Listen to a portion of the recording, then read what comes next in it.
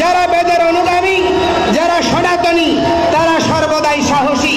এবং আমি নিজে ব্যক্তিগতভাবে চিন্ময় সঙ্গে কথা বলেছি এবং আমার তাকে কোনোভাবে বাংলাদেশের রাষ্ট্রদ্রোহী বলে মনে হয়নি। আমি একটা লোকের জন্য লড়াই করছি, সে একজন নিরীহ লোক, তার অধিকারের প্রশ্নে আমরা লড়াই করছি, তাকে তার অধিকার ফেরত নিয়ে আসতে হবে। এত চেষ্টা, এত প্রতিবাদ, বিশ্বজুড়ে এত আন্দোলনের পরেও মোহাম্মদ ইউনূস এবং জামাতের একটা ভয়ঙ্কর পরিকল্পনা মনে হয় এবার সফল হতে চলেছে। কি সেই পরিকল্পনা? গত 25শে নভেম্বর যখন ঢাকার শাহজালাল আন্তর্জাতিক বিমানবন্দর থেকে ইসকনের প্রাক্তন সন্ন্যাসী চিন্ময় কৃষ্ণ মহাপ্রভুকে গ্রেপ্তার করেছিল ঢাকা পুলিশের গোয়েন্দা শাখা, এবং তারপরে আমরা দেখেছিলাম 26শে নভেম্বর তাকে চট্টগ্রামের আদালতে পেশ করা হয়, তার জামিন হয়নি, এবং পরবর্তীকালে আমরা দেখলাম আর বিচারই হলো না, মামলাটা উঠলই না, তাকে বিনা বিচারে 1 মাসেরও বেশি এখন চট্টগ্রামের জেলে বন্দি করে রাখা হয়েছে। কেন? কারণ কোনো আইনজীবীকে চিন্ময় কৃষ্ণ মহাপ্রভুর হয়ে দাঁড়াতে দেবে না চট্টগ্রামের মুসলিম আইনজীবীরা। আর তখনই আমরা বলেছিলাম যে এটা হয়তো মোহাম্মদ ইউনূসের অন্তর্বর্তীকালীন সরকার এবং জামাত বিএনপির একটা ভয়ঙ্কর পরিকল্পনা, যে তাকে চট্টগ্রামের জেলেই মেরে ফেলার একটা ছক কষা হয়েছে।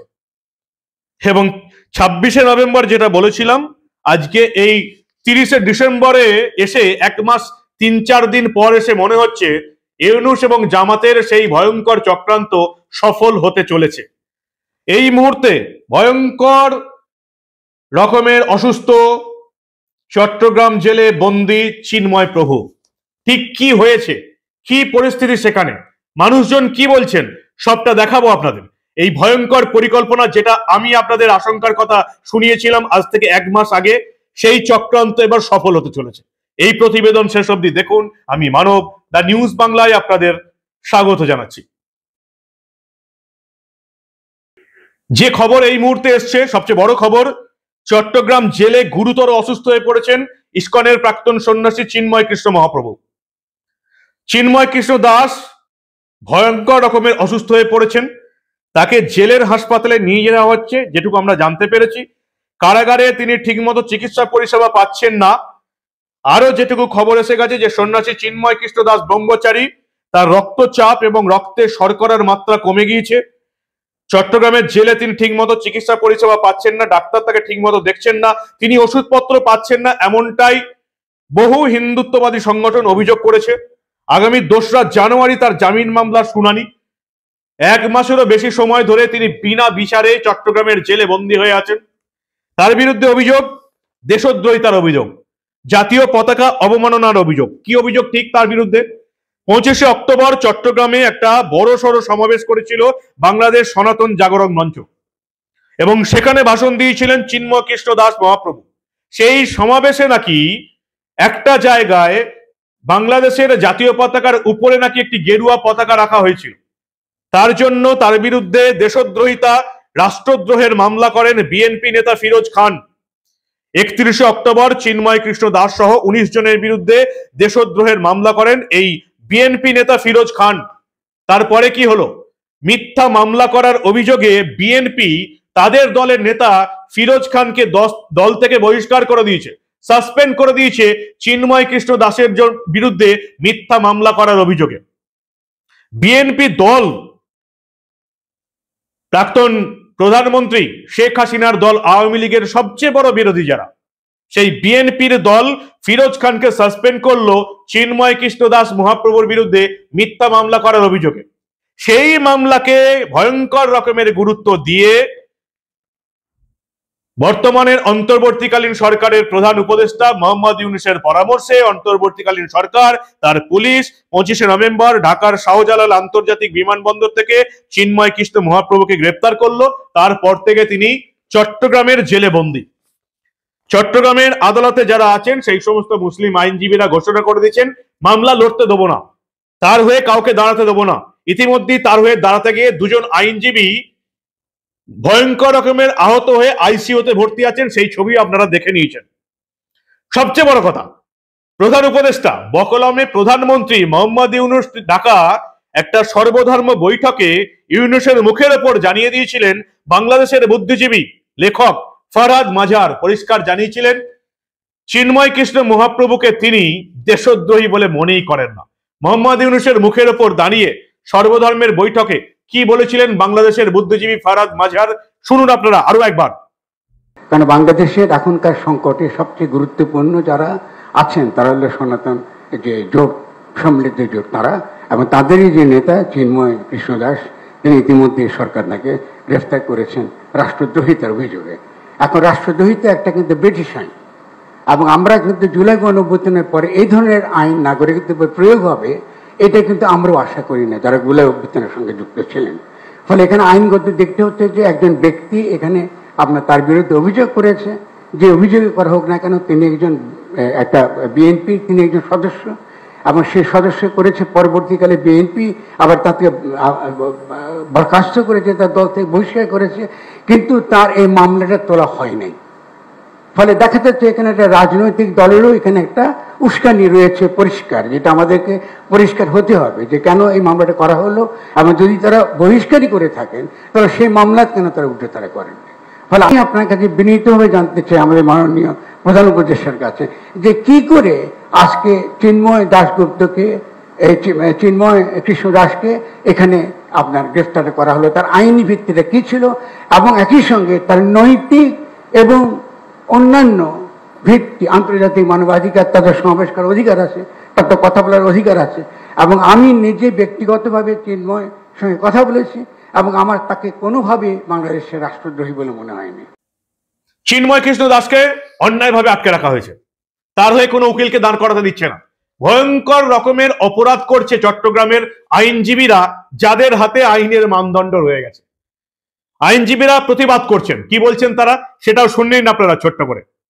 একটা মানুষ পরিজন হওয়ার কারণে, একটা মানুষের ধর্মীয় পরিচয়, তিনি সনাতন ধর্মাবলম্বী হওয়ার কারণে তার নামে মামলা হওয়া, তাকে গ্রেফতার করা, এই বিষয়গুলো যে কোনো মূল্যে এড়িয়ে যেতে হবে। চট্টগ্রাম বারে সনাতন ধর্মাবলম্বী আইনজীবীদের যে অবদান, তাদের যে অবস্থান সেখানে, সেটা আমরা জানি। এই বারের অনেক আইনজীবী জুলাই অভ্যুত্থানে সরাসরি যুক্ত ছিলেন, আন্দোলনের মাঠে তারা ছিলেন, আহত হয়েছেন, তাদের অনেকের নামে এখানে মামলা হচ্ছে। এটি অত্যন্ত নিন্দনীয়, এবং একজন আইনজীবীর অধিকার রয়েছে তার পেশা চালিয়ে যাওয়া। সেখানে এই আইনজীবীদের তাদের পেশা চালিয়ে যেতে বাধা দেওয়া হচ্ছে। একই সাথে প্রত্যেক আসামির, প্রত্যেক নাগরিকের অধিকার রয়েছে একজন আইনজীবীর সহায়তা পাওয়ার। বাংলাদেশে এবং বিশ্বের যে কোনো প্রান্তে সেটি একটি মানুষের অধিকার।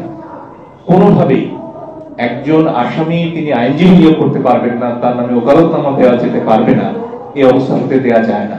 চিন্ময় কৃষ্ণ দাস সহ সকল অভিযুক্ত আটক ব্যক্তির বিচার পাওয়ার অধিকার নিশ্চিত করতে, আর তাদের আইনজীবীরা যাতে আদালতে জামিনের আবেদন সহ সকল ধরনের আইনি পদক্ষেপ নির্বিঘ্নে নিতে পারেন সেটা নিশ্চিত করতে হবে। আইনজীবীরা আদালতে যেতে পারবে না, এই পরিস্থিতি একটা ভয়ঙ্কর পরিস্থিতি, এই পরিস্থিতির অবশ্যই শেষ হওয়া দরকার। এই ঘটনার মধ্যেই চিন্ময় কৃষ্ণ মহাপ্রভুর অসুস্থতার খবরে উদ্বেগ বেড়েছে। জেলে তার উপর ভয়ঙ্কর রকমের অত্যাচার করা হচ্ছে, ঠিকঠাক করে খাবার দেওয়া হচ্ছে না, ওষুধ দেওয়া হচ্ছে না, ডাক্তার দেখছে না। যেটুকু জানতে পেরেছি তার রক্তচাপের মাপ কিন্তু ভয়ঙ্কর রকমের কমে গেছে, রক্তে শর্করার মাত্রাও ভয়ঙ্কর রকমের কমে গেছে, এবং তাকে এই মুহূর্তে চট্টগ্রাম জেল হাসপাতালে ভর্তি করা হয়েছে। শরীর প্রচন্ড রকমের অসুস্থ, জানি না তাকে বাইরে কোনো নার্সিংহোম বা হাসপাতালে ভর্তি করা হবে কিনা। বিভিন্ন হিন্দু সংগঠনগুলো এই নিয়ে কিন্তু অভিযোগ দায়ের করেছে। ইসকনের সর্বভারতীয় ভাইস প্রেসিডেন্ট রাধারমন দাস কলকাতা থেকে বার্তা দিয়েছেন, এবং তিনি বলছেন চিন্ময় প্রভুর দ্রুত আরোগ্য কামনায় দেশের সমস্ত হিন্দু এবং মন্দির কর্তৃপক্ষের কাছে অনুরোধ জানানো হয়েছে। আগামী 1 জানুয়ারি তারা কিন্তু বিশেষ প্রার্থনার আয়োজন করা হয়েছে। 2 তারিখ এই মামলা ফের উঠছে নিম্ন আদালতে, চিন্ময় প্রভুর জামিনের শুনানি। আমরা আদৌ জানি না 2 জানুয়ারি চট্টগ্রামের আইনজীবীরা এই মামলার শুনানি করতে দেবেন কিনা, বা তার হয়ে কোনো আইনজীবীকে আদৌ দাঁড়াতে দেবেন কিনা, নাকি চিন্ময় মহাপ্রভুকে এভাবেই জেলবন্দি থাকতে হবে এবং জেলেই তার প্রাণ চলে যাবে। রবীন্দ্র ঘোষ তিনি ভারতবর্ষে এসেছিলেন চিকিৎসার জন্য, এবং রবীন্দ্র ঘোষ কি জানিয়েছেন এই চিন্ময় মহাপ্রভুর আইন এবং মামলা নিয়ে, ভালো করে শুনুন আপনারা। আশা করি পারবো, আর আমরা ন্যাশনালি ইন্টারন্যাশনালি একটা প্রেশার স্বাভাবিকভাবে পড়েছে। আমি যেহেতু মানবাধিকার করি আজকে 30 বছর, আমি প্র্যাকটিস করি আজকে মোর দেন 35 ইয়ার্স। আমি আশা করছি, আমার মনে একটা ফিলিং আছে, সেটা হলো ওনাকে আমরা মুক্ত করতে পারবো। কিছু খারাপ লোক সব জায়গায় আছে, সে হিন্দু হইতে পারে, সে মুসলমানও হইতে পারে, কিন্তু আমার কথা হলো আমি একটা লোকের জন্য লড়াই করছি, সে একজন নিরীহ লোক, তার অধিকারের প্রশ্নে আমরা লড়াই করছি, তাকে তার অধিকার ফেরত নিয়ে আসতে হবে। চিন্ময় কৃষ্ণ দাস, তার জন্য বিশেষ প্রার্থনার আয়োজন করা হয়েছে। ইসকনের সব দপ্তরেই এই বিশেষ প্রার্থনা হবে। বাংলাদেশের প্রতিটি মন্দির কর্তৃপক্ষের কাছেও ওই দিন প্রার্থনা সভার আয়োজন করেছে ইসকন। বাংলাদেশে একটা প্রতিবাদ আন্দোলন হবে 1 জানুয়ারি, কিন্তু আমাদের নজর থাকবে 2রা জানুয়ারির দিকে। চট্টগ্রামের আইনজীবীরা আদৌ সেদিন শুনানি হতে দেন কিনা, বা চিন্ময় কৃষ্ণ মহাপ্রভুর হয়ে কোনো আইনজীবীকে চট্টগ্রাম আদালতে দাঁড়াতে দেন কিনা। এই মামলার 2রা জানুয়ারি যে শুনানি, তার জন্য কি হয় সেদিকে আমাদের নজর থাকবে। কিন্তু সবচেয়ে উদ্বেগের বিষয় যেটা, সবচেয়ে আশঙ্কার বিষয় যেটা, যে চিন্ময় কৃষ্ণ মহাপ্রভুকে আমরা যেটা আশঙ্কা করেছিলাম যে চট্টগ্রামের জেলের মধ্যেই বিভিন্ন ভাবে মেরে ফেলার চক্রান্ত হবে, আপাতত এই মুহূর্তে দাঁড়িয়ে, আজকের দিনে দাঁড়িয়ে মোহাম্মদ ইউনূস এবং তার অন্তর্বর্তীকালীন সরকার এবং জামাতের যে এই ভয়ঙ্কর চেষ্টা সফল হতে চলেছে সেটা কিন্তু বলাই যায়। আমরা জানি না চট্টগ্রাম জেলের মধ্যে বন্দী চিন্ময় কৃষ্ণ মহাপ্রভু তিনি এখন কেমন আছেন, তার শারীরিক পরিস্থিতি কেমন, আমরা সত্যি কি জানি?